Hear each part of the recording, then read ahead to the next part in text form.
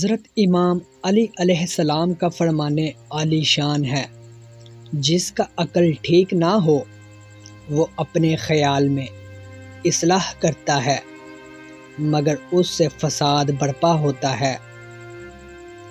جو شخص اپنے نفس کی اصلاح کے لیے اسے تکلیف میں ڈالتا ہے وہ سعادت دارین حاصل کرتا ہے۔ جو شخص اپنے آپ کی اصلاح نہ کر سکے وہ اوروں کی اصلاح کس طرح کر سکتا ہے؟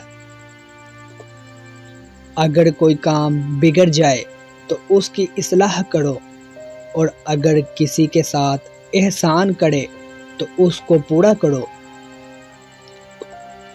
جو شخص تیرا ساتھ کرتا ہے مگر تیرے نفس کی اصلاح نہیں کرتا اس کا ساتھ تیرے حق میں وبال ہے۔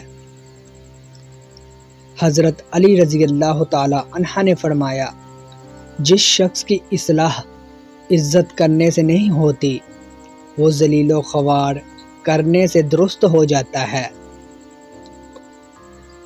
جو شخص اپنے نفس کی حقیقت سے ناواقف رہتا ہے وہ اپنی حالت کی اصلاح سے بے نیاز رہتا ہے۔ جو شخص امین سمجھ کر تجھے کوئی امانت سونپے اس کے ساتھ دھوکہ کرنا کفر ہے۔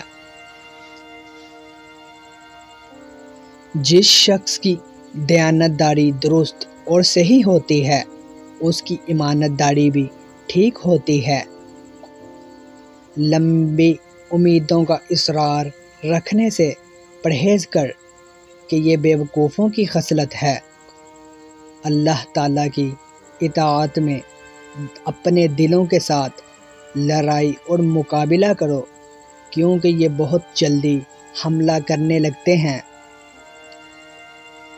تمام روئے زمین پر اللہ کے نزدیک اس شخص سے جو اس کے حکم کے مطیع رہے کوئی شخص زیادہ معزز نہیں ہے۔